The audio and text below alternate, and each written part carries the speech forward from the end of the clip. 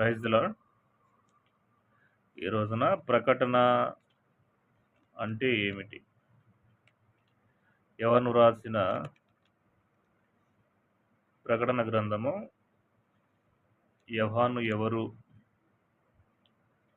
అనే వీడియో ఇంతకుముందు ఒకటి చేస్తూ వచ్చాను. అది మీరు చూడకపోతే దయచేసి డిస్క్రిప్షన్లో లింక్ ఉంటుంది, దయచేసి చూడవలసిందిగా ప్రభుపేట మనవి. ఈ రోజున ప్రకటన అంటే ఏమిటి? ప్రకటన గ్రంథం 1వ అధ్యాయం 1వ వచనంలో ప్రకటన అంటే ప్రత్యక్షత అని రాయబడుతూ వచ్చింది. ఫుట్ నోట్లో ప్రత్యక్షత అనే దానిపైన 2, కింద ఫుట్ నోట్లో ప్రకటన అని రాయబడుతూ వచ్చింది. ఇంగ్లీష్లో రెవల్యూషన్ అని, ద బుక్ ఆఫ్ రెవల్యూషన్ అని చెప్పేసి రాయబడుతూ వచ్చింది. గ్రీకు లో మనం చూస్తే అపోకాలిప్సస్ అంటే ఒక బైబిల్ పండితుడు ఈ రకంగా వర్ణిస్తూ వచ్చాడు. ఒక శిల్పకారుడు ఒక శిల్పాన్ని చెక్కిన తర్వాత ఆ యొక్క శిల్పాన్ని ముగించిన తర్వాత దాని మీద తెర వేసి అందరిని పిలిపించి ఒకటేసారి ఓపెన్ చేస్తే, ఆ తెర తీసివేస్తే ఎలాగైతే అది చక్కగా కనబడుతుందో ఆ రకంగా ఈ ప్రత్యక్షత యేసుక్రీస్తు ప్రభువారు తన దాసుడైనటువంటి యోహానుకు పద్మాసు ద్వీపం మందు దయచేస్తూ వచ్చాడు. సరే, అయితే బైబిల్లో మొత్తం 66 పుస్తకాలు, ప్రకటన గ్రంథం కంటే ముందు 65 పుస్తకాలు ఉన్నాయి. అయితే ఏ పుస్తకములో కూడా ఇంత ప్రత్యక్షత లేదు, దేవుని ప్రత్యక్షత లేదు. అయితే ప్రత్యక్షత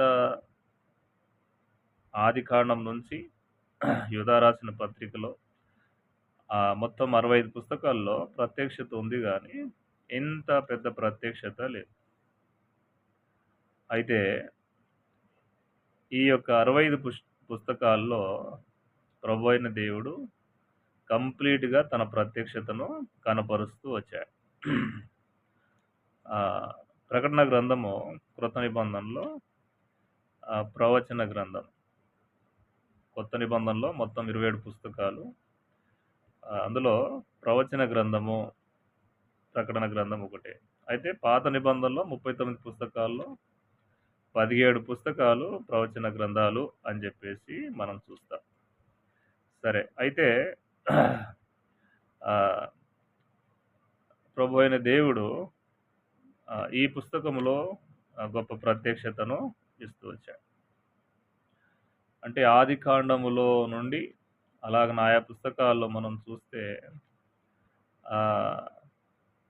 కొన్ని మాటలను ముద్రించాలా అని చెప్పేసి ప్రభు అంటూ వచ్చాడు. ఉదాహరణకి దానియేలు గ్రంథం 12వ అధ్యాయం 4వ వచనంలో దానియేలుతో మాట్లాడుతూ అంత్యకాలం వరకు ఈ గ్రంథమును ముద్రింపు అన్నాడు. ముద్రించమంటే అర్థం ఏంది?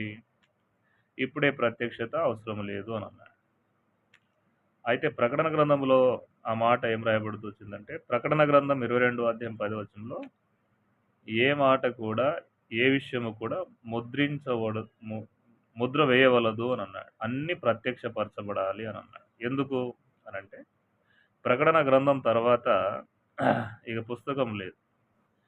సరే, ప్రకటన అంటే అర్థం ఏంటి? ప్రకటన అంటే ప్రత్యక్షత, పరలోకం యొక్క ప్రత్యక్షత, నూతన భూమి నూతన ఆకాశం యొక్క ప్రత్యక్షత, యేసుక్రీస్తు ప్రభువారు ఎలాగుంటారో సంపూర్ణమైన ప్రత్యక్షత, పరలోకములో దేవదూతలు ఎలాగుంటారో ఆ ప్రత్యక్షత, యేసుక్రీస్తు ప్రభునందు విశ్వాసించిన వారి విశ్వాసుల యొక్క ఆ యొక్క శ్రేష్టమైనటువంటి స్వాస్థ్యం యొక్క ప్రత్యక్షత, యేసుక్రీస్తు ప్రభువారిని విశ్వాసించలేనటువంటి వారి యొక్క భయంకరమైన యొక్క తీర్పు, ఆ యొక్క బాధ వేదన యొక్క ప్రత్యక్షత, సాతాను యొక్క ముగింపు ప్రత్యక్షత, తర్వాత అలాగా యేసుక్రీస్తు ప్రభువారితో సదాకాలం శాశ్వత కాలం విశ్వాసులు ఉండే ఆ ధన్యకరమైనటువంటి స్థితి యొక్క ప్రత్యక్షత.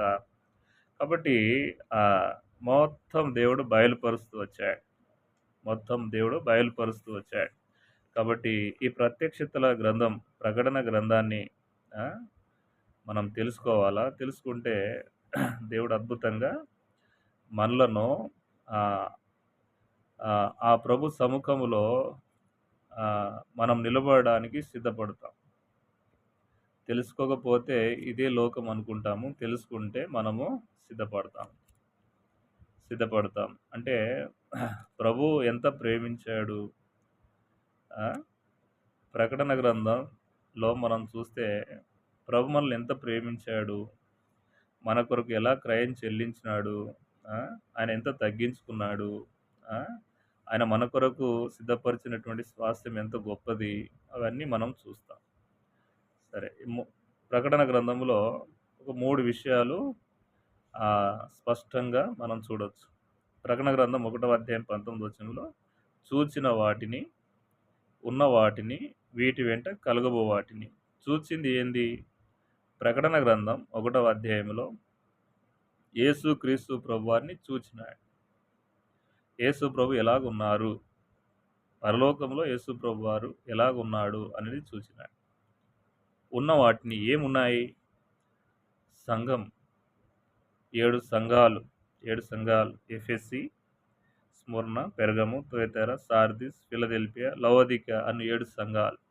ఇవి ఉన్నవి. ఉన్నవి వారు ఏ బలహీనతలు కలిగి ఉన్నారు ఆ సంగతులు. తర్వాత వీటి వెంట కలగబో వాటిని. వీటి వెంట కలగబో వాటిని. అయితే ఏం కలగబోతా ఉంది అనే సంగతిని మనం చూడొచ్చు. ప్రకటన గ్రంథంలో 1వ అధ్యాయంలో యేసుక్రీస్తు ప్రభువారి యొక్క ప్రత్యక్షత. తర్వాత 2, 3 అధ్యాయములో సంఘం యొక్క ప్రత్యక్షత. తర్వాత 4, 5 అధ్యాయంలో పరలోకపు యొక్క ప్రత్యక్షత. 6-19 అధ్యాయం వరకు 7 ఏండ్ల శ్రమల కాలంలో ఆ యొక్క భయంకరమైనటువంటి ఆ ఉగ్రత యొక్క ప్రత్యక్షత. ప్రకటన గ్రంథం 20 అధ్యాయం మొదటి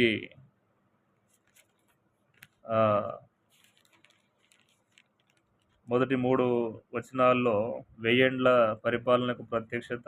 ప్రకటన గ్రంథం 20 అధ్యాయం 4 వచనం నుండి మనం చూస్తే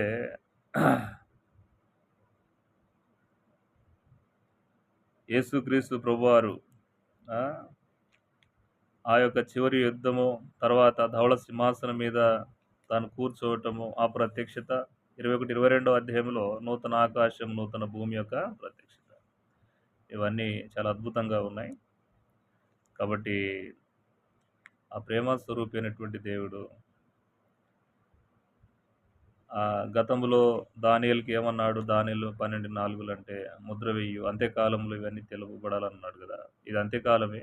ఇవన్నీ మనం తెలుసుకోవాలా. ఎందుకు తెలుసుకోవాలనంటే మనం తెలుసుకొని సిద్ధపడాలా. ఆ నిత్యత్వం కొరకు, ప్రభు రాజ్యం కొరకు మనం సిద్ధపడాలా. యేసుక్రీస్తు ప్రభువారు మహిమ ప్రత్యక్షతలో ఆయన ప్రత్యక్షమైనప్పుడు నీ సిద్ధపడితే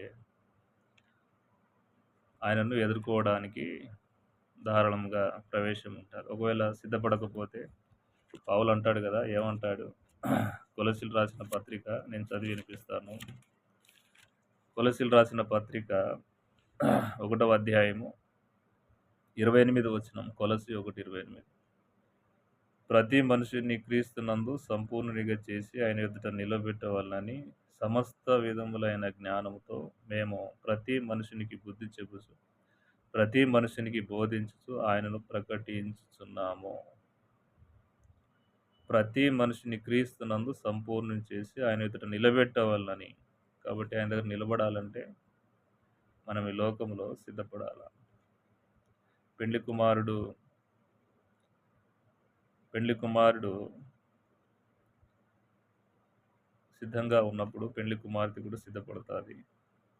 అప్పుడు సిద్ధపడితే తప్ప స్టేజ్ ఎక్కదు కదా. అలాగనే నేను కూడా, మనం అందరం కూడా ఆ ప్రభు అయిన దేవుని కొరకు, ఈ లోకము తాత్కాలికమైనది, అది శాశ్వతమైంది. ఈ లోకములో మనం సిద్ధపడాలని దేవుడు వాక్యము, సంఘము, సావాసము, ప్రత్యక్షత ఇస్తూ వచ్చాడు.